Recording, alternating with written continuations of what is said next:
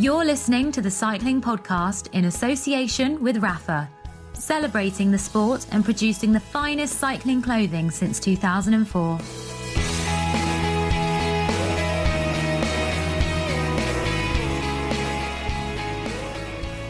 Hello, my name's Richard Moore. I'm with Lionel Birnie. Hello, Richard. Hello, Lionel. Where's Daniel? Where is Daniel? Daniel is in the desert. He's in Abu Dhabi. We just say the desert, don't we? It's probably, he's probably in a city. But we're going to join Daniel in part 2 of today's podcast. He's going to link up with us from his, no doubt, very fancy hotel. That's a relief. In Abu Dhabi. Why is it a relief? Well, he's going to be part of the episode.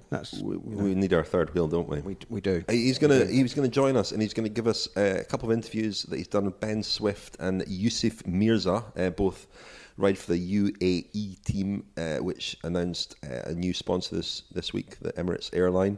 And we'll also hear from an old friend of the podcast, a good friend of the podcast in that part. We've got a lot to cover, as ever, this week. There's been a lot of racing. There's a lot of racing to look forward to as well, notably Het Nieuwsblad. Lionel, stop salivating, Lionel, at that. You're going out there for that, actually. We'll talk about Het Nieuwsblad in the final part. We will also hear in the final part from our colleague Eva Marisa, a Portuguese journalist, works for Eurosport there. She'll tell us a little bit about the Tour of the Algarve. So we'll talk about that in the final part. But before we talk about anything at all, let's have your news roundup, please, Lionel. Certainly, Richard. Well, I'll wrap up the racing that was going on last week. Start with the Tour of the Algarve, which was won by Lotto NL Jumbo's Primoz Roglic. He really sort of came to our attention at the Giro last year, didn't he, when he won the individual time trial in Chianti on a very wet day. He laid the foundations for this victory really by getting away with Dan Martin on the day that the Irish rider won the uphill finish, and then kind of finished it off really with a solid enough ride in the time trial stage, which was won by Jonathan Castroviejo. Andre Greipel also won a stage in the Algarve. Meanwhile, at the Ruta del Sol in the south of Spain, Tim Wellens won the final stage there, but the race was really all about Alejandro Valverde. He won the opening stage, didn't he, last week, held the lead all week. Alberto Contador and Thibaut Pinot, who won a very impressive mountain stage, pushed him hard, but Valverde there clinched his 100th win as a professional. Very impressive tally for Valverde. In the desert, just along from where Daniel is now, at the Tour of Oman, Alexander Kristoff won 3 stages for Katusha Alpecin, or Alpecin Katusha. Still don't know which way round that goes. I'm not sure. No, well, somebody can correct us on Twitter. But Ben Hermans. Ben Hermans. What was that? What was that? What was that? I think that sounded like Rob Hatch, and the pronunciation police are on your case, Lionel. Watch your step. Already. Watch your step. Ben Hermans of BMC Racing won overall there, ahead of Fabio Aru and Rui Costa. In France, the Tour du Haut-Var 2-day race at the weekend was won by Arthur Vichot. Samuel Dumoulin won a stage there. Off the bike, as you mentioned there, Richard, the UAE Abu Dhabi team is now going to be known as the UAE Team Emirates, after wrapping up a sponsorship deal with the Fly Emirates airline. Also have another couple of sponsors that we'll mention a bit later on. We've heard also that the Liège-Bastogne-Liège route has been confirmed. There's a whole bunch of new climbs, none of which I'm terribly familiar with. The Côte de Pont, the Côte de Bellevaux and the Côte de la Ferme-Libé are in. No Côte de One, no Côte de Haute-Levée, and the Stockout is again missing. So the run back in from Bastogne to Liège is significantly different this year. In other route news, well, we've got the Omloop Het Nieuwsblad coming up this weekend, the true start of the cycling season, and I'm particularly happy that the Molenberg is back. It was left off the route last year because of roadworks, but it's back in as the final climb, and it's always important strategically. It comes quite a long way from the finish, and there's a couple of really important cobble sections after it, but the Molenberg is back. Lovely little climb, that. British cycling's woes continue. We'll no doubt talk about this a bit more next week after Simon Cope and Dr. Richard Freeman have made their appearance before the Culture, Media and Sport Select Committee.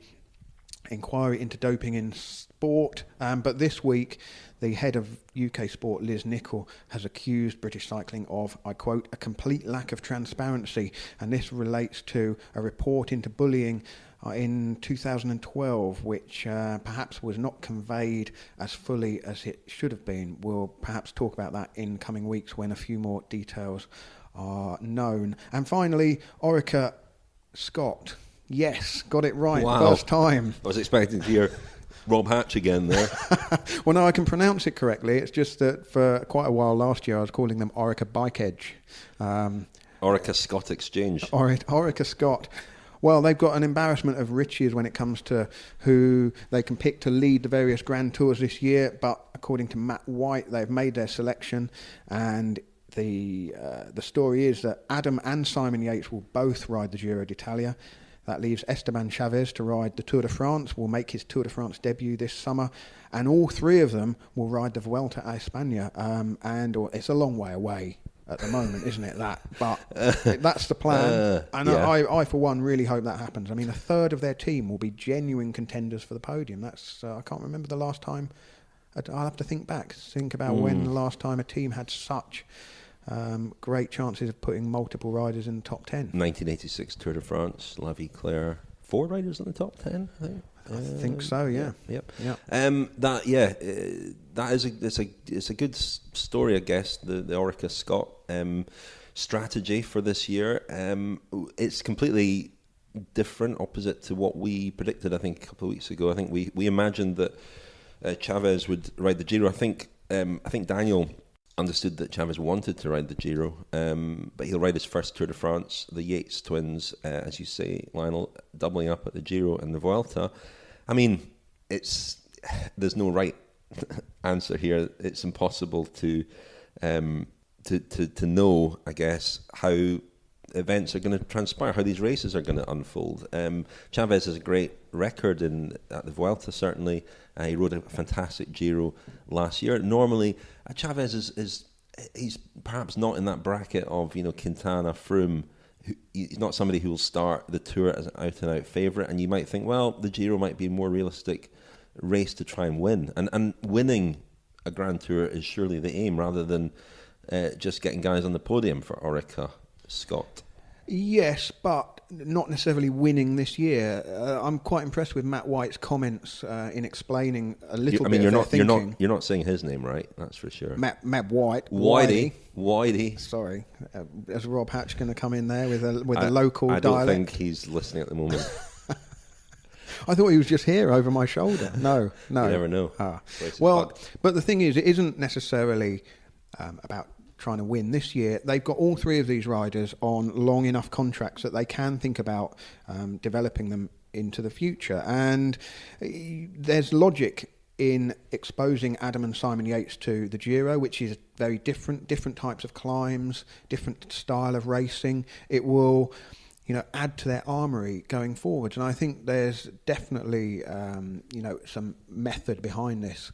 They're not just thinking willy-nilly. They might, who really can challenge Chris Froome and Nairo Quintana. I think it's the name you're looking for there. They are. There's quite a bit of daylight between those two and the rest. Even if you think that Contador and is still able to challenge them. But so far, Chaves hasn't really gone up against them. And the Tour de France, it's a different type of race. The pressure, the intensity, the type of stages and the way it's raced is different. And he has yet to experience that. So it's a bit like any skill. You have to stretch yourself, keep trying to progress, keep trying to learn.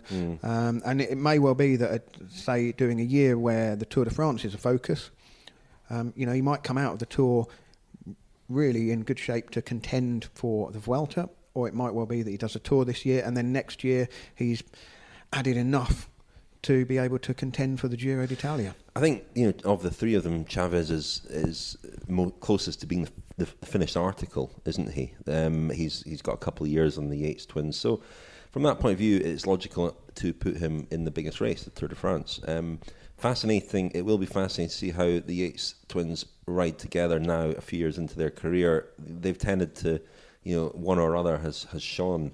We saw Adam Yates at the Tour last year, of course, and Sam Yates rode. I mean, Adam Yates got, the 4th overall, fantastic result. Sam Yates rode a different Vuelta, won a stage early on, and then, held a high overall position as well, while doing a great job for Chaves. So it's still, you still cannot separate those guys in terms of knowing, it's a very tantalising prospect, that the idea that they both go into a 3-week tour with equal form, in equal condition, and just see how they ride together. And, it sets up again a fantastic Giro. Thibaut Pinot, you mentioned the news roundup, he's also another one down for the Giro. Really rode very well to claim Contador's scalp. He's not done that often enough. Beaten one of the real, I suppose, the big four. Nibali, Froome, Quintana. Contador still regarded as the big four, the guys who can win Grand Tours. And Pinot rode a masterful race to beat Contador on a tough climb. So I think the Giro is a mouth-watering prospect. Hi, I'm Chris Hoy, and you're listening to the Cycling Podcast, supported by Science and Sport. Science in Sport, fueled by science. Thank you very much indeed to Science and Sport for sponsoring the Cycling Podcast. We heard at the start of their message from Chris Hoy, Sir Chris Hoy. Desperate to get on the Cycling Podcast, he's been, so best we could do was accommodate him in our little promotional bit for Science and Sport. He's a consultant for Science and Sport. Did an event with him in association with Science and Sport at the London Bike Show last week, which was great fun. And we did an interview with him as well, which we'll play in bits over the coming weeks. A reminder that Science and Sport are offering 20% off for all our listeners. If you go to scienceandsport.com and enter the code TCP20 at the checkout, you'll get 20% off. A couple of you had problems, I think, with the code last week, but there isn't an issue with it. But if you have problems with that, just let us know and we'll follow it up. But it's working fine. So TCP20 for 20% off, and thank you to Science and Sport for their support. So we're joined now, Lionel, by Our Lady in the Desert. Hello. Daniel Friebe. Hello. Daniel, how are you? You're in Abu Dhabi for the Abu Dhabi Tour. Fine. You look like you're in a very luxurious setting there, the lobby of some fancy desert hotel. It is. I mean, I should feel very excited and honoured to be in this hotel, or I would if I was a big Formula One fan, because it's a bit of a mecca for Formula One. And the Yas Marina circuit, this hotel is actually in the middle of the Yas Marina circuit, which I understand hosts the decisive Grand Prix of the Formula One season now every year. And the hotel actually overlooks the track, and the riders have been training on the track today and yesterday, and there'll be a stage which actually takes place entirely on the track.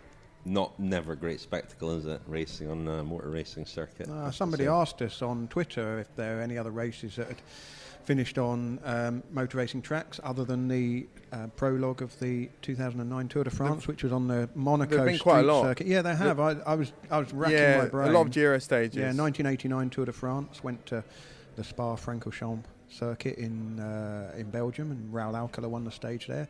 I was at Paris-Nice a few years ago, I think 2014, when they finished a stage on the circuit at Magny-Cours, near Nevers. John Degenkolb won that day, and the Vuelta, I think this was also 2009, started on the motorcycling circuit at Assen in the Netherlands, or Assen in the Netherlands. Not sure how you say that. Assen. But yeah, road races don't tend to work terribly well because they're too wide, really, aren't they? Motor sport circuits, but they're built for faster vehicles. But Daniel, quite a field assembled there for the Abu Dhabi Tour. We're speaking on Wednesday. The race begins on Thursday, so it'll be well underway by the time a lot of people are listening to this. But it is a very good field assembled for this race, which has moved in the calendar. I mean, it used to be October, didn't it? Why has that change come about, and why and how has it managed to attract such a good field? Well, I think the reason there are so many good riders here, it owes primarily, or at least partly, to the agreement that Velon have with RCS. And Velon, this group of 10 teams now, isn't it? and they have an agreement with RCS whereby each team is pretty much obliged to send a star name, one big name. And that's certainly why a lot of teams have sent their leading lights. And there are other riders who just decided, for example, Alberto Contador decided pretty much at the last minute or a week or so ago that he fancied doing this race to get a few more kilometres in the legs.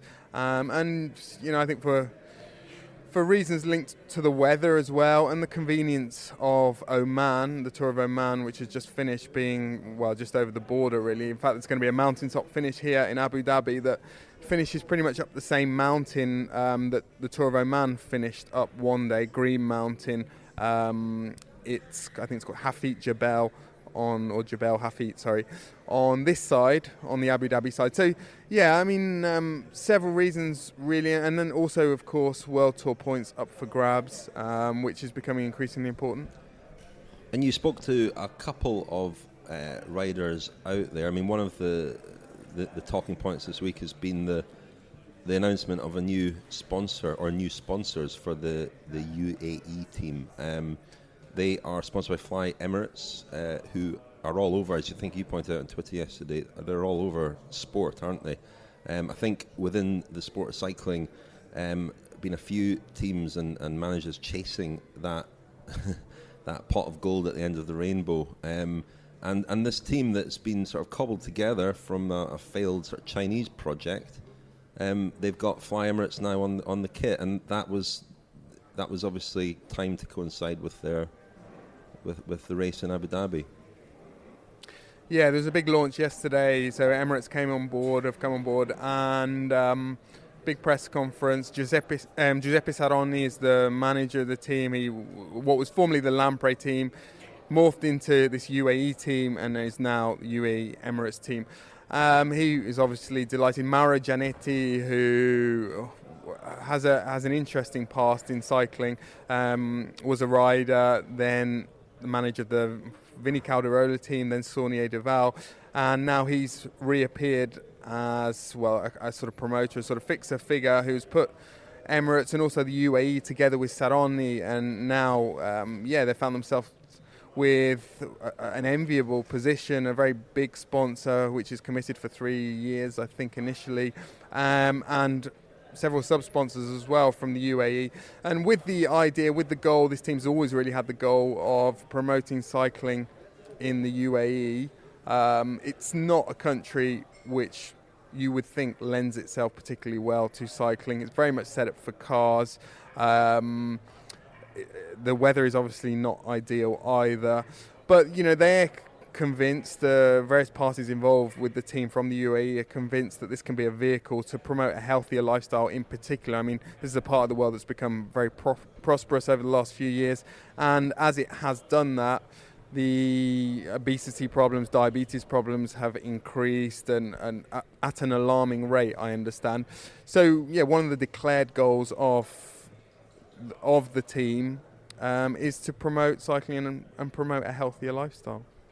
So, Daniel, presumably part of the interest for the UAE team is to develop riders who can compete on a World Tour level as well, because without riders, they're not going to necessarily get the support based at home that they're going to need to be a sustainable team.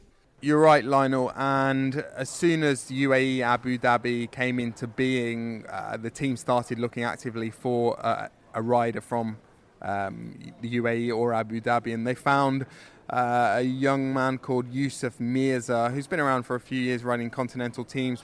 He's actually not riding in the Abu Dhabi Tour for a curious reason. When they signed him, which was obviously late, the sponsor came on board pretty late. It wasn't far enough in advance of the Abu Dhabi Tour for him to register for their biological passport for World Tour events. Riders have to register 45 days before the start of a World Tour event in order to be available for testing. He only registered, I think, 32 days before the start of the Abu Dhabi Tour, so he couldn't be selected. He's obviously very disappointed about that. But he was there yesterday at the launch. He's a guy with an interesting story, an interesting backstory. A few years ago, he was working at the airport here in Abu Dhabi in the immigration, or for the immigration department. He's also someone who's had a fair bit of adversity in his life. He lost his parents, both of his parents, at a young age, but really found an escape and found solace and found a real passion in professional cycling. And very much enjoyed listening to him tell his story yesterday. I'm working in government, in Abu Dhabi government, and now I'm a cyclist. But it's this, I think 6-7 years ago, I finished from my work. The cycling sports really, it's new for UAE, even for Dubai or Abu Dhabi or other Emirates. But really it's new. But now the government and sports responsibilities, they are start to think that this sport is more important, not more than football, but it's important, and they start to build a course, special course for bike like Al-Wathba. Really, I like when I was kid, I see my brother, my older brother Badr, he going to ride a bike, so I want to. But my parents don't let me go out because I'm still young, 8 years old. But after that, I'm every day say I want. After that, they let me go with him.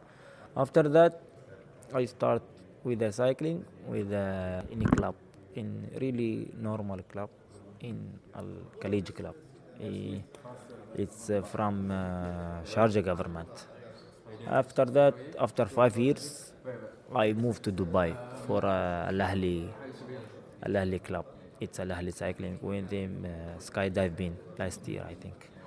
After 5 years, also in Al Ahli, I moved to Al Nasr cycling. From there, we upgrade the team Al Nasr from amateur to continental team. So the most good thing for me, I going step by step, from amateur to conti to professional. That's why I know how is the level of races. It's not all same. When you race with amateur, it's different. It's fast, but it's different when you're racing with professional. Because in professional, every rider have a mission, and that's it. But in amateur, it's full gas from start to finish line. Everyone now is support me, like my family, my wife, my son. So I had a son 2 years old. So now is when you get support from everywhere, it's the point. So I growing up with my brothers only. So but no problem, it's fine. And when sometimes don't have a mother and father, but you want to show yourself better than others, they have parents, but when you're growing up like this with your brothers, with your families, you have to do something special for them. The sports of cycling, it's new, but now it's really growing up, really growing fast. This sport in schools, in towns, in villages, in east of UAE, in Ras Al Khaimah. I can see now we have a social media. It's easy. You can see all news or all photos. I can see some kids riding the bikes, even with families in Dubai, even in Abu Dhabi. But the hard thing, it's for the families to for the parents to let the sons or daughters make sport. This sport is really dangerous, but it's about the mentality. It's in Europe we cannot comparing the mentality from big countries like Europe and like Emirates. But Emirates, now they are changing the mentality for the lifestyle of a healthy style. You can see that, you can feel this country how is growing fast with this sport. Not only with cycling, really, with all sports. I can see. So that was Yousif Mirza, the local rider for the UAE. Not easy to say that, is it? UAE Fly Emirates team, and they've got other sponsors as well, haven't they? On board, they announced some. They have a indeed, motley crew of sponsors. A couple of weeks too late to be included in our ethical report on I think the that team was sponsors. definitely deliberate. Well, one is a company called ADS Securities, which is a big investment company based in the United Arab Emirates, and the other one, which, is it the first defence and security company? I mean, that's shorthand for kind of arms dealing, really, isn't it? Weapons and security. Never saw Ben Swift as being the face of a weapons company. No. No. Well, the company is called International Golden Group, and if you have a look on their website, there are pictures of tanks and helicopters with frightening-looking guns. Obviously, looking at professional cycling as the ideal vehicle to promote their weapons. Do their weapons hit their target or just fall narrowly short, a bit like Ben Swift at Milan San Remo? Oh, cruel. That is unkind because you spoke to Ben Swift, Daniel. Milan San Remo was a big target for him. Shall we hear from him now, then come back and talk about the team a little bit? A few eyebrows were raised when you took the decision to leave Sky. I don't know how and to what extent it was forced upon you, but you've ended up in this UAE team. A real fresh start for you, no? No, definitely a fresh start. I was in Team Sky for 7 years, and like I've said in the past, it was a really hard decision to leave what was technically my home team. I had 7 great years there, and we left on really good terms, and they've wished me well, I wish them well, But like you say, it's a fresh start, a new environment, new colleagues, new management staff. Everything's a complete new. I've obviously got to brush up on my Italian and keep working away on that. Rusty after a few years? Yeah, you could say that. I was quite fortunate in one sense that it was Italian because I've got that basic understanding of it, but working pretty hard on it, and I kind of get the general gist of what they're going on about most of the time. So. And at the start of your career, Ben, in a way you had a bit of an experience similar to this one. Then you joined Katusha. That surprised people as well, and it surprised people that you did so well there straight away. I mean, did that make it easier to take a big jump into a team like this one, a foreign team, and in an environment which you're not particularly familiar with? Yeah, I think so. I've had that experience. I've obviously been in Bowler World and in Katusha, so I wasn't scared of that change of environment and that sort of stuff, because at the end of the day we're all doing the same job. Really, it's just different faces and different environments. So for me, it was nice to be given that opportunity, and to UAE Fly Emirates really wanted me. They pursued me quite a lot, and that was quite nice and refreshing to have that sort of that desire from their side as well. And we mentioned the injuries earlier. People have probably not been aware of how bad the injuries have been, and I think particularly your shoulder has hampered you more than anything else. Is that right? And when it seemed like last year you'd overcome some of those problems.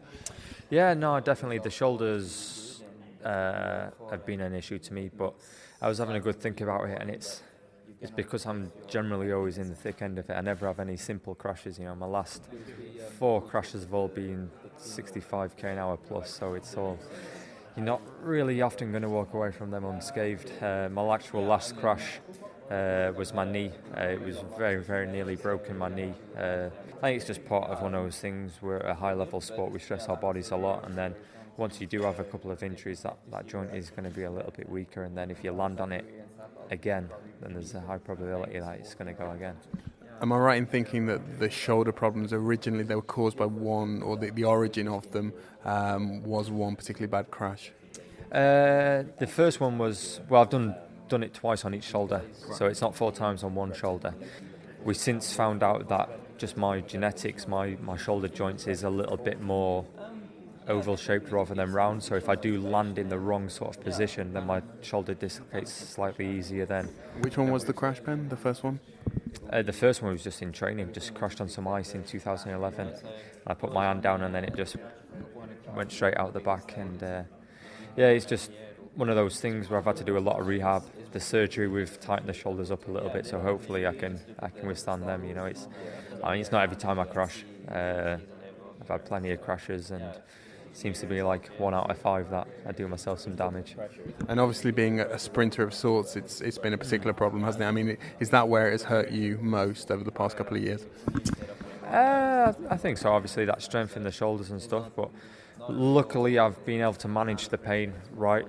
Had to ride with it a lot and have the operations in the winter, and you deal with that as and when it was, but it's just one of those things really. I just kind of not dwell on it and just see it as an opportunity that you can do some focus training really on the turbo.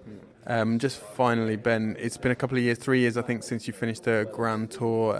What's your schedule look like on that front this year? Which one are you going to do, or which ones? Yeah, so at the moment the tour's back looking like it's going to be on my programme, so early season kind of focused around San Remo. Kind of having that focus, it opens the door for a lot of races for me, like, because you've got to be in good condition there, so you'll be in good condition for Pyrenees, for Pays Basco, for the Ardennes, so they're kind of races that I look to perform well in, and then build up towards the Tour, and then the end of the season we really look at it again later.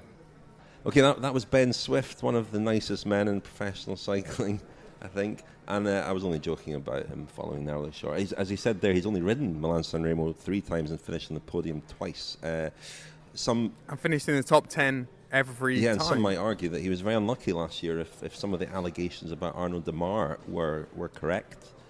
He was unlucky not to win Milan-San Remo last year, perhaps. And maybe he'll go... Why are you smiling, Daniel? Nothing, I've just seen someone... Yeah, anyway. Star spotting in the lobby there, are you, gazing Daniel? wistfully there. I don't know who it was he spotted, but it must be somebody special, I think. Ned Bolting? Anyway, Daniel, this team, as you said, it's more from the old Lamprey team. I feel like we're losing him here, don't you, Lionel? No, he's not paying attention. Try and catch somebody's eye. But it's more from the old Lamprey team. They've got Lamprey was always a sort of team that seemed to be a bit of a graveyard for a lot of riders. Bit of a motley crew. You've got Luis Menkes there. You've got Rui Costa. Good riders. But what do you see that team as being substantially different to the old Lamprey team in terms of how they're managed? Ben Swift is obviously somebody who's been signed partly for his points, but also his ability to win races. I think they'll do very well, actually. I mean, they've got a pretty broad spectrum of riders. They've got a lot of very fast riders. Sasha Modolo, Ben Swift, Marco Kump is a very quick rider, Ferrari. So they've got various sprinters. They've got some good young riders. Ravasi is a very promising young Italian rider. Filippo Ganna, of course, the World Pursuit champion. And then they've also got Ulisi, Rui Costa and Menkes, and it's actually one of the most versatile rosters, one of the most well-rounded rosters in the World Tour. But are they spread too thinly? I mean, you compare them with a team like Astana or Bahrain, who have really decided to put all of their eggs pretty much in one basket. In those two cases, the Grand Tours and the Giro. The UAE team is trying to do an awful lot, and they could end up with a very successful season or very little. It's one of those teams, I would say. They haven't really got a Grand Tour overall contender, have they? But they've certainly got stage-winning potential, and if they wanted somebody just to ride up into the top sort of half dozen, Menkes can do that. Atapuma did well at the Giro last year. They've got a lot of kind of diesel-y type riders, haven't they? That can that may not necessarily, they may not necessarily punch particularly hard, but they can certainly be consistent in stage races.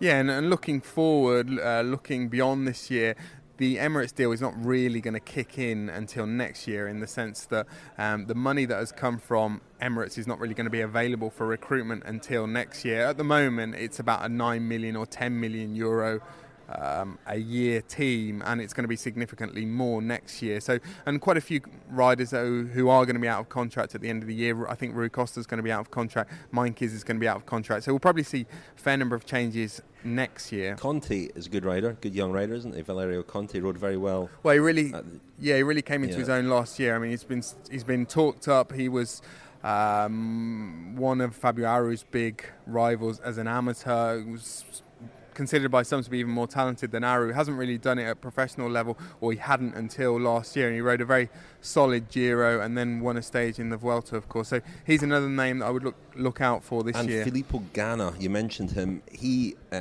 won the pursuit at the World Track Championships last year. Really phenomenal looking rider. He's only 20 years old. He looked incredibly strong. Maybe another sort of Gianni Moscon, who's obviously another young Italian talent. Well, I think he's someone that we will see a lot of in Paris-Roubaix in the coming years, Filippo Ganna, and maybe races like the Tour of Flanders as well. Well, I mean, these riders, who are out there, Daniel, obviously a great field, but there's another big name from the cycling world out there, isn't there? A huge name who's sitting I only a see him on few the sofa, metres away, but I can't. close to you. Unfortunately, I can't disturb him at the moment. But I did have the good fortune to talk to him earlier in the day. You know who I'm talking about? I think we do. Three guesses? I think we do. It's Ciro Scognamiglio from Gazzetta dello Sport. Well, Ciro, this is almost the perfect race for you because we're meeting at the Abu Dhabi Tour. We're staying in a very plush, very luxurious hotel that overlooks a Formula One circuit. Not a mountain in sight. There is going to be one on Saturday, unfortunately. So how much are you looking forward to this Abu Dhabi Tour? Yes, Daniel, not bad, but comparing to the last edition, because it's my second time here, my first edition I was not here, but last year, yes, and for me, there is a big difference, not about riders, not about stages, not about this stuff, but about the fact that my hotel last year was near the beach. And this year, I can't see the beach from my hotel, listeners. So this week, really, really difficult for me. Right. Ciro, as always, after 3 questions, I'm going to have to steer you back onto serious stuff, away from the beaches, and we're unfortunately going to have to talk about cycling now. One of the interesting features about this race is the fact that Fabio Aru and Vincenzo Nibali are going up against each other for different teams now. Now, I saw them before the press conference today. We had a pre-race press conference, and they looked very friendly. They looked as though they're on very good terms. They were laughing, joking. You were also laughing and joking with them. So are we to conclude that the big rivalry that all the Italian fans want to see at the Giro d'Italia is going to be a friendly rivalry? I think so. And in my opinion, I don't know if it's a good thing or not. I explain this because we know that in the past, history of cycling, but also history of Italian cycling, has been made in these years of a lot of rivalry. The big last one was Pugno and Chiappucci, but also Mosera and Saronni. And these guys, when they spoke, they spoke one against the other one.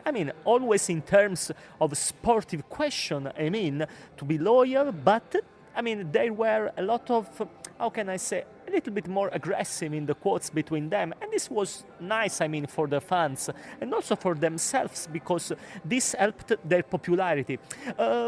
As a matter of fact, Fabio and Vincenzo are different. Certainly at the beginning of their relationship in Astana, because they stayed 4 years together, maybe their relationships was not so good, but as a matter of fact, especially in the last year, they had the possibility to share the experience also in the Olympics with the Italian jersey. They became, I don't want to say friend, maybe it's not the correct word, but their relationships is really good. And was it at the Olympics where things really changed? Because I remember the interview that Nibali did with Bici Sport magazine last year, and we talked about it at the time. There were some quite inflammatory quotes about Fabio Aru. He said that Aru had a real temper, that he got upset very quickly, very easily, and he would shout at teammates and so forth and so forth. And that was quite controversial at the time, wasn't it? I don't imagine that Aru took those quotes, those comments from Nibali very well? No, not really. And as a matter of fact, also before the Milan-San Remo of last year, in an interview with the Gazzetta, more or less, Nibali said the same thing, the same stuff. But maybe sharing together the experience of the Tour de France before and then of the Olympics, maybe something has changed. And also before in the press conference, Nibali said that with Fabio they could also try to to do the same tactic in the same race against the other rivals of other teams. So who knows, we could also see this kind of help between themselves against the other riders, against Quintana, against Contador. I don't know, in my opinion, it will be difficult to see this, but who knows. And just finally, Ciro, we're looking forward to the Giro, obviously, talking about Aru and Nibali. Would you agree that they're both riding now for weaker teams than they were riding for a year ago? Aru is obviously still at Astana, but Astana is weaker than it was last year. And the Bahrain Merida team, it's a new team. Nibali is obviously the poster boy, the talisman of that team. But it doesn't look a terribly strong roster. Well, Daniel, it's incredible how your analysis can be really clever and really up to date, and they really go to the point, because I perfectly agree with you. As a matter of fact, Astana, in my opinion, on the paper, so it's weaker than in the last year, because we have to remember that Astana lost some important names in this year. Let's think to Nibali, but also Rosa, also Landa. I mean, they are not no longer in Astana, and also Bahrain Merida. I mean, it's not really a top level team as they roster. I mean, certainly they are in the first year of their experience, so it's not easy to create such a strong team in that first year. We remember also the first year of Team Sky. Certainly Sky was not as strong as they are now. So in a certain way, their teams are a little bit weaker, yes, and for this 100th edition of the Giro, there will be a lot of strong team, because there are a lot of captains. There will be a strong Movistar for Quintana, a strong Trek Segafredo for Mollema, and so on. So I think it will be difficult. But listeners, believe me, this year the Giro is really better than the Tour de France, and certainly I'm not talking about only riders, Daniel, because... I think we better leave it there. I think we all know what you're talking about, Ciro. Exactly, Daniel. Imagine 3 stages in Sardinia and 2 stages in Sicilia. I mean, for me... Let's try and impart some useful information. There will be some people listening to this who might want to go to the Giro. Yeah. Right, if they had to choose between Sardinia and Sicilia, and there are a few beautiful beaches that the race will be going quite close to. If you had to choose one location in either of those 2 islands that we're going to go close to on the Giro, where would you go? I mean, these are the really interesting questions. Finally, I mean, I'm really happy. So Sardinia, certainly, the start is from Alghero. It's the northern part of Sardinia, and so my advice is to go to the Maddalena Island. It's not very from Olbia, that it will be the stage finish of the first stage. So Maddalena is the best part. It's miles from the race, Ciro. Maddalena is on the other side of the island.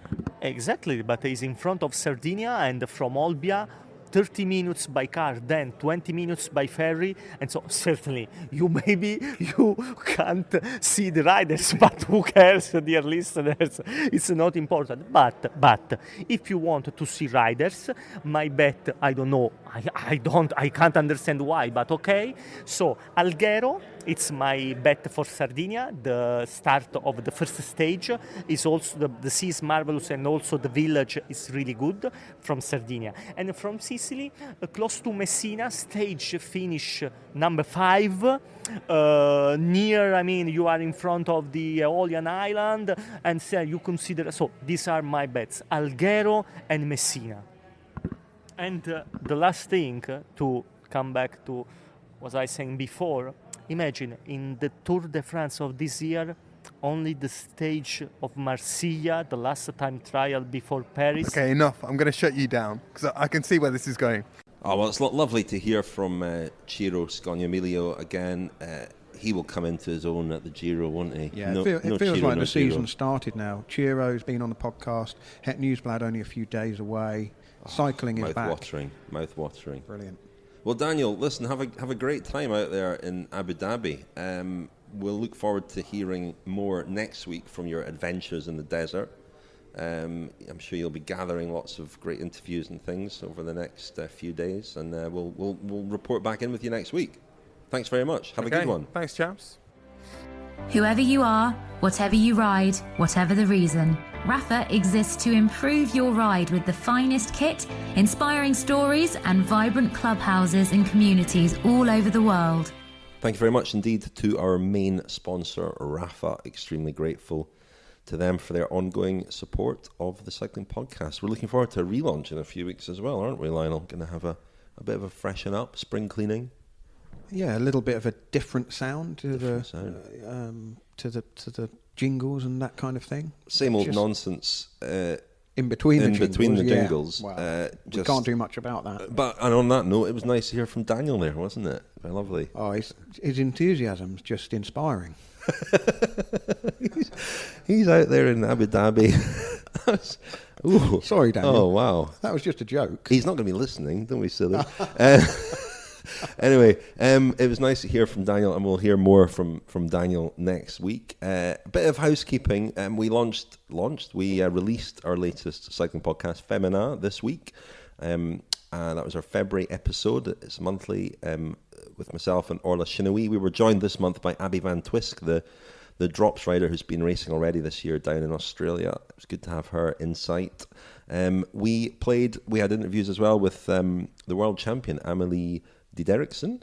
We had Katie Archibald as well, and we heard also from Tracy Godry and Mick Bennett, who we played a bit of the Mick Bennett interview last week, slightly longer in the cycling podcast Femina, and we spoke a bit more about the women's tour's bid to extend to 7 days, which was rejected by British Cycling. I have spoken to British Cycling in the last week about that, and they are adamant that their strategy is to discourage events from growing too fast too soon. They're all about sustainable growth. They want to be absolutely confident that a race is going to be sustainable as a 7-day event rather than becoming a 7-day event, maybe going back to 5 days. Again, I don't know what their criteria are for establishing that, but that's what they say is behind the decision.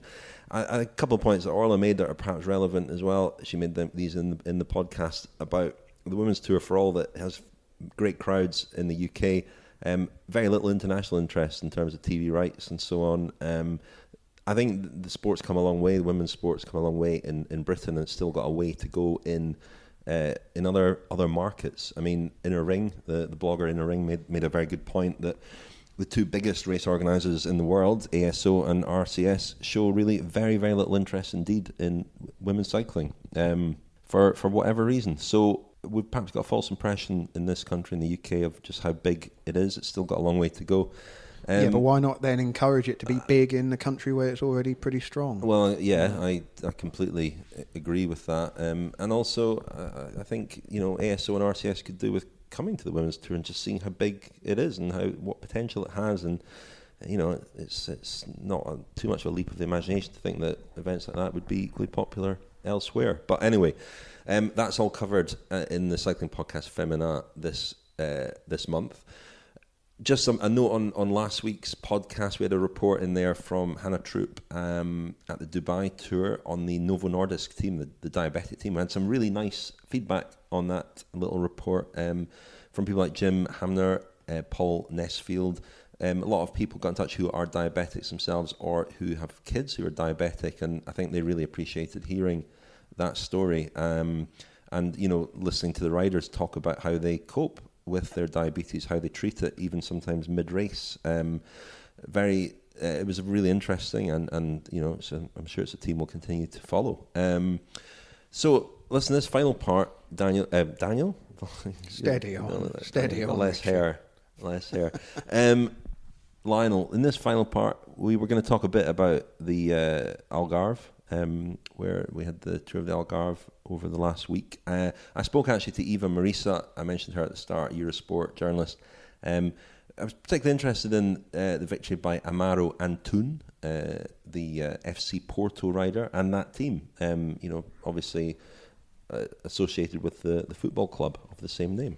Yeah, this is a bit of a Portuguese phenomenon, because in the past there's been teams that have been affiliated with the Benfica Football Club, Boa Vista Football Club as well, Sporting Lisbon, a lot of sports clubs in Portugal and to an extent in Spain.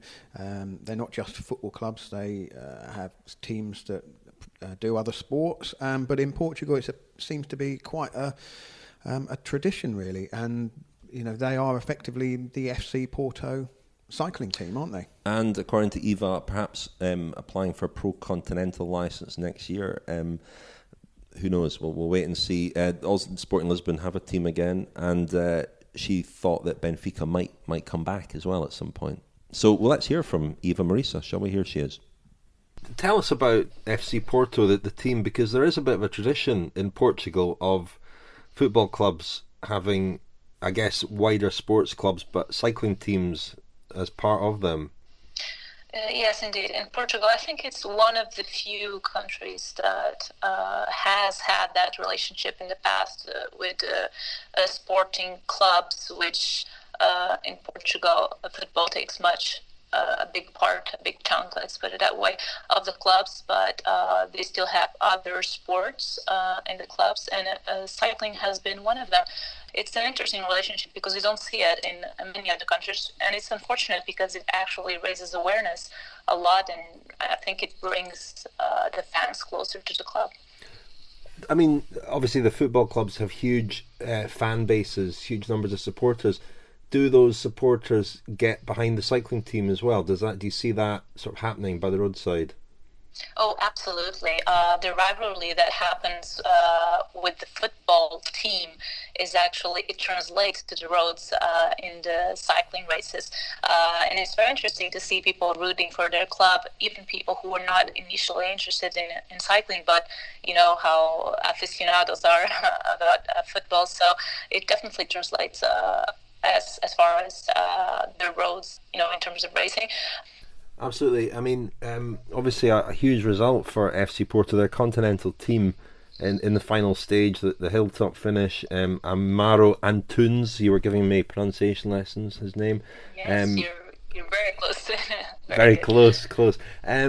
So what did that victory mean? And I mean, how big a story was that?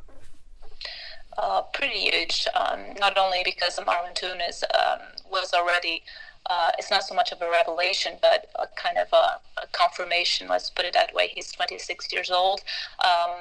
He's a professional since, I believe, 2011.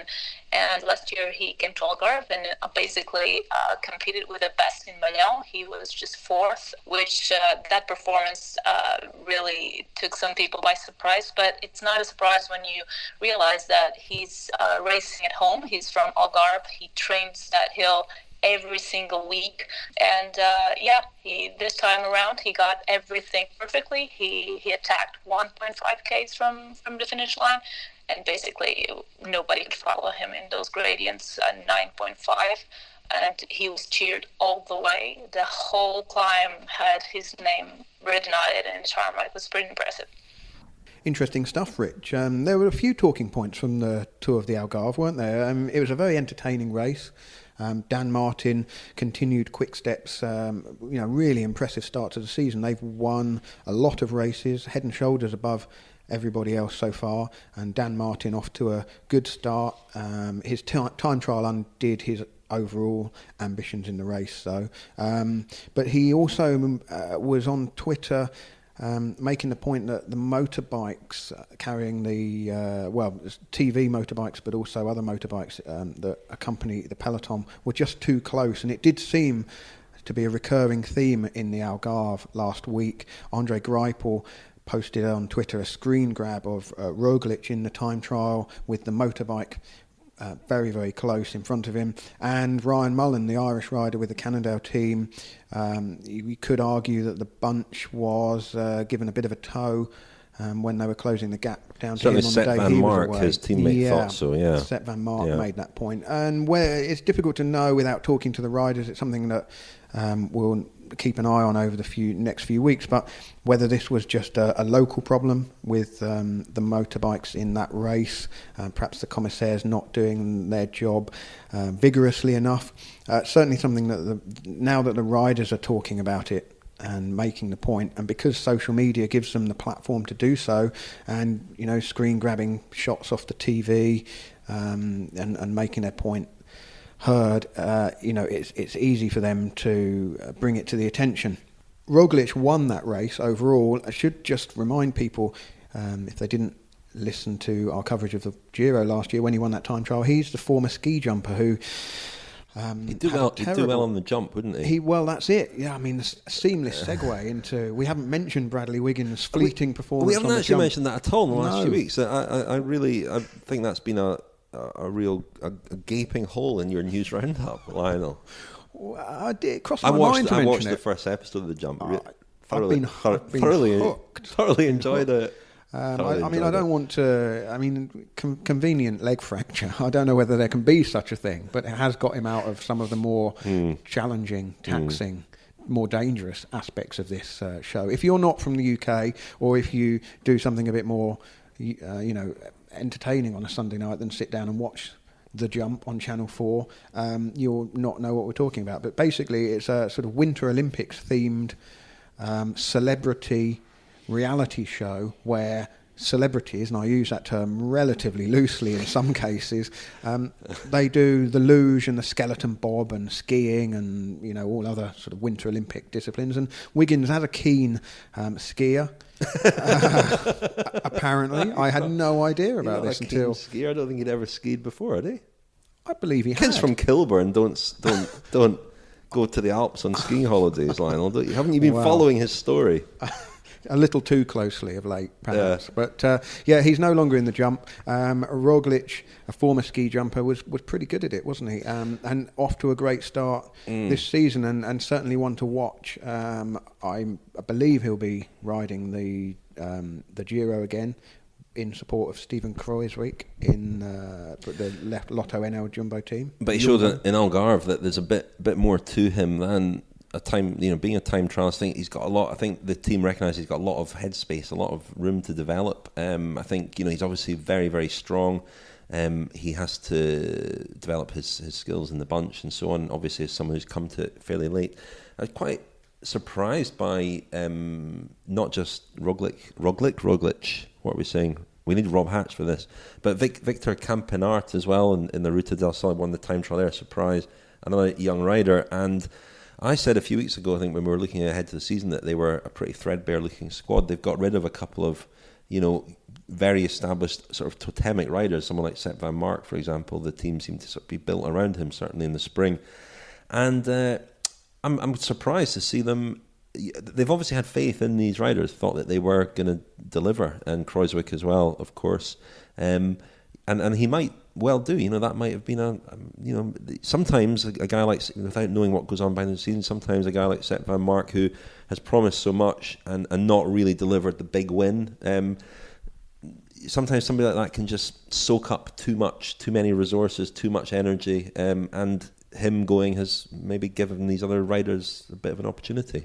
Yeah, I think from our point of view, you see riders. I mean, Campenerts has done well in individual time trials over the last year or so, but obviously the teams themselves know the talents of their riders far greater than we do, and we're picking up when we're watching races, when we're seeing the results, picking up emerging riders, looking for the threads and the themes. But one of the things when I was with Lotto Soudal, the Belgian Lotto team, back in December in Mallorca at their training camp, one of the things that when I was chatting to Mark Sargent, the boss of the team, about how he was developing young riders, it's similar to what I was saying earlier in the episode about extending Chaves' experience incrementally and then putting him back into a familiar environment. So we basically stretch him by putting him in the Tour, and then, in future he can go to the Giro, that bit more developed. And Mark Sargent was talking about that in the case of a lot of his young riders, and that's something they've done with Tim Wellens. Tim Wellens went to the Giro last year, won a stage, with an impressive break, and now this year he's getting leadership roles in. He was a Pedlar de Charme as well. He was a Pedlar de Charme, yeah. A very gracious one, I seem to recall. Indeed, very polite young man. And, this year we're already seeing he's hit the ground running. Or, when you look at how well Lotto Soudal has started the season, he's winning races, won a stage of the Ruta del Sol this past week, and it'll be really interesting to see how he steps on this year. And there's a lot of riders like that, and you can see the logic in how they develop. Give them the opportunity, see how they go, and then continue stretching. The logic. I'm getting confused. Roglic or logic? Yeah, you can see the Roglic. No coincidence that Lotto Soudal have hit the ground running and are doing very well, given that they feature in our first Friends special of the year, 2017. They do. A two-part Friends special. A two-part Friends special. Thank you very much to everybody who has signed up as a friend for 2017, £10 for the year. Episode 1 of 11 has been released, as I said, Lotto Soudal. We've got a few more coming up. I did a very good interview the other day for one that's going to be coming out just before the Giro, Lionel. I'm looking forward to hearing that, yeah. It's going to be good. Daniel's beavering away on a couple of good ones. And, we've got some more coming up themed around the classics. You've got, obviously, the Lionel of Flanders is coming up. And speaking of Flanders, the cyclingpodcast.com to sign up as a friend of the podcast. It's only £10. You get access to those 11 episodes, and who knows, maybe a few bonus little nuggets as the year unfolds. I think there are going to be a few little bonus interviews there. Some of the longer interviews we do, but we can't play the full thing in the episode. We're going to put them behind the paywall. You're off. While we're on, sorry. I don't want to give an overly hard sell, but it did strike me. I was listening to the cycling podcast Feminin, and realising that a year ago that didn't exist, did it, Rich? And really it was the support of friends of the podcast that enabled us to start that show. So, that's basically where the money is going. It's helping us. It ensures that we can go and cover all 3 Grand Tours. We can't exist on sponsorship alone. The challenges of funding the coverage of races, it's a jigsaw, isn't it? A jigsaw of funding. So anyone who wants to sign up as a friend of the podcast, you are supporting what we do, and we are very grateful for that. You're sending Lionel to live on a houseboat in Flanders for a couple of weeks. You're also sending him couple of weeks? Only 5 days. Oh, sorry. Sorry. I thought it was longer. You're also off to Het Nieuwsblad. I'm off to Paris in a couple of weeks. Cannot wait for that. Actually, I'm really excited. Partly to do with having had a baby quite recently. A little bit of time away, some sleep, that'd be nice.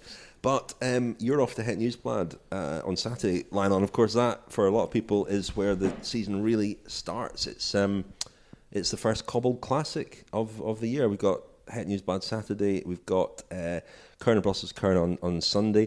It's a rider who won in Kuurne last year, Jasper Stuyven, who is my sort of outsider for Het Nieuwsblad. He's a very strong rider, very strong team, Trek Segafredo. I think look out for him. Another young rider, Gianni Moscon, I think, is another one to look out for in these races. Perhaps more Kuurne Brussels Kuurne, who knows? Although it's usually a sprint, admittedly. Another rider, Dylan Groenewegen. Dylan Groenewegen. Dylan Groenewegen. Groenewegen. I think that's a harsh intervention from the police there, because you got that pronunciation direct from our Dutch friend Dan Hackenberg. I did, and I actually deliberately mispronounced it there in order to just poke the pronunciation police with a bit of a stick there. Make sure he's still awake. Make sure he's paying attention. Yeah, sitting eating donuts in his pronunciation police car. And what about the man who is counting down the days to the end of his career and who's never won Het Nieuwsblad, amazingly, Tom Boonen. Tom Bonen. It's Tom Bonen. You should know that by now, Richard. Again, it was deliberate. Well, we're keeping them busy, aren't we, the pronunciation cops? It's a real gap in his list of wins, isn't it? but probably for probably there's a reason for that. I mean, it's not. He's never won it. Well, he's never won it. No, never managed to cross the line first. But Het Nieuwsblad, while it is a classic, a semi-classic, I mean, these definitions sort of move and change. It's for the first time, it's a World Tour race. The field looks very, very strong, but there's a good distance between now and the Tour of Flanders and Paris-Roubaix, which are the big two. And for a lot of his career, Tom Boonen was preparing for those two big races, as he will be this year. And so, it's a rare old thing that a rider is really pinging at Omloop Het Nieuwsblad and then really pinging at the Tour of Flanders, because the preparation, the upward trajectory towards the Tour of Flanders means that they perhaps won't be at their very best this weekend, and that's something that I'm really interested to see from the Cannondale team, because I know Jonathan Vaughters, who has no actual practical experience of riding these races but is really passionate about them, has built a team around Sepp van Mark. If you look at their roster, they've got Sebastian Langeveld and Sepp van Mark, who won Het Nieuwsblad in 2011 and 2012, so two past winners in the team. And the pressure is kind of on Van Mark right from the start of this Classics campaign. Always is, isn't it? It always is for Belgian riders. Because he's such not one-dimensional, but the size of him, physique, his skill set makes him very, very well suited to the Cobbled Classics, and perhaps not an awful lot else. So. Unlike, say, last year's winner Greg Van Avermaet, who won a stage of the Tour de France and then, of course, won the Olympic road race gold medal as well. A few more strings to his bow. Ian Stannard, who is a classics engine, but also slots into a very strong support role with Team Sky. But you're right, Van Mark is he's an A-lister for these races. Yeah. But Luke Rose, another one to look out for. Teish Benoot. And I've said his name correct. Teish Benoot, the Lotto Sudan rider, rode it very well in the Algarve. I think Eva actually said that she'd been impressed by how well he rode. And he's more of an all-rounder, but he's ridden well at Het Nieuwsblad before. But the reason the race is different is because it's not necessarily that selective towards the end. The Molenberg comes quite a long way from the finish. There's the Lipovenstraat and the Paddestraat sections of cobbles, which are, difficult. They're very difficult, and often we do see a group. We kind of see a group get away, and then the chasers kind of throw in the towel, and then then there's a sort of last year's finish up the hill to the Citadel Park in Ghent was a thrilling finish between Van Avermaet and Sagan and Benoot, and I think one or two others. A few years ago, remember Ian Stannard pulled off he slayed the quick step riders, didn't he? 3 against 1, and Stannard pulled it off. So we've seen in recent years, the race doesn't settle into perhaps the same, the race does settle into that sort of pattern where one or two or a small group of riders will get away on that run in, and then it's just a battle of the toughest, really. It's not one where there's a strategic climb in the last 20 kilometres where it all kicks off. It's a great curtain raiser, though, for the other cobbled classics and cobbled races. It's very, it always gives you a nice little, it's an appetizer, isn't it? Yeah, and as we speak midweek, the weather over there is cold and wet, which the Belgian fans will love. Cold and wet will make it tough on race day. It's been cold in recent years, but I'm thinking about when Ian Stannard won Kuurne-Brussels-Kuurne in absolutely filthy, freezing, wet conditions, and really that was it's almost a last man standing sort of affair. If the weather is really bad, then you could see an epic. Sorry, we should have the epic police. Epic. Here. Well, listen, let's leave it there, Lionel. You'll report back next week from Het Nieuwsblad, Daniel from the desert, and me from my kitchen. But in the meantime, thank you very much, Lionel. Thank you, Richard.